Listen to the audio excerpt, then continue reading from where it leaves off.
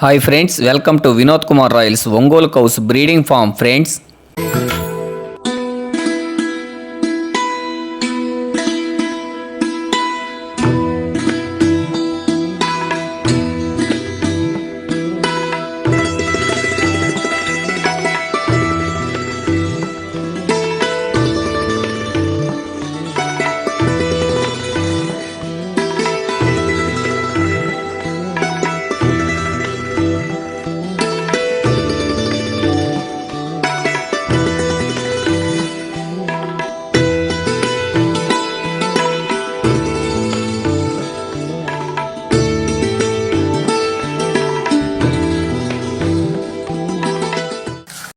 ఇంకా విషయానికి వస్తే మా ఒంగోలు జాతి ఆవుల కోసం ఒక 30 ఎకరాల పొలంలోని వరిగడ్డి కట్టలు కట్టించి తోలడం జరిగింది. ముందుగా వరి పొలంలో ఇలా గట్లు ఉంటాయి కాబట్టి మనం ట్రాక్టర్కి లోడ్ చేసినప్పుడు ట్రాక్టర్ అన్లెవెల్ కాకుండా ఇలా బల్లగాళ్ళు అనేది కొట్టుకోవాలి.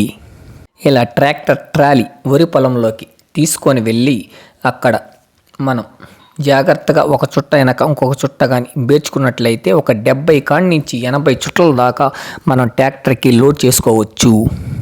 లోడ్ చేసుకున్న ట్రాక్టర్ని జాగ్రత్తగా తీసుకొని వచ్చుకొని మన ఇంటికాడ మా ఒంగోలు జాతి ఆవుల ఆవరణంలో అన్లోడింగ్ పాయింట్ కాడ లిఫ్ట్ అనేది లేపుకొని ఈ విధంగా కట్టలు అనేది ఏమైనా పడకపోతే ఒక్కొక్కటి దోసుకోవాలి.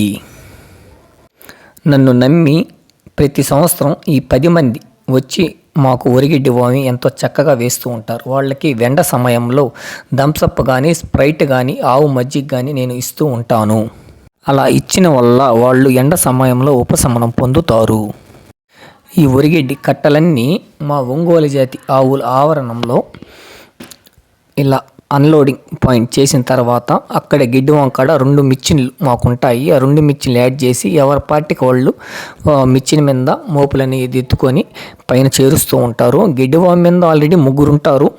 ఈ విధంగా 1 by 1 మనిషి ఒక 3-4 మనుషులు కట్టలు ఎత్తుకుపోయి పైన పేర్చుకుంటూ ఉంటారు. పైన ఉండేవాళ్ళు 3 ఆ కట్టల్ని జాగ్రత్తగా మోపులో తొక్కుకుంటూ నడి మధ్యలో ఆ పక్క ఈ పక్క బేర్చుకుంటూ వావిని పక్కన కర్రతో తట్టుకుంటూ లాస్ట్కి వచ్చేతలకి ఈ విధంగా చక్కగా తయారు చేస్తారు గడ్డి వామిని.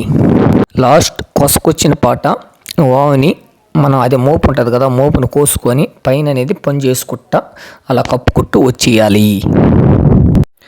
మనకు అన్నం కావాలి, ఆవులకు ఒరిగడ్డి కావాలి, రైతు గెలవాలి, వ్యవసాయం బతకాలి. వ్యవసాయం ఒంగోలు జాతి పశుపోషణ జీవన విధానం.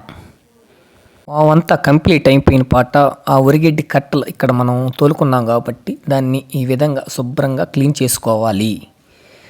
జై Hind. Thank you for watching. ఈ వీడియో మీకు నచ్చినట్లయితే లైక్ అండ్ షేర్ చేయండి. ఛానల్ని సబ్స్క్రైబ్ చేయడం మాత్రం మర్చిపోకండి. ధన్యవాదములు.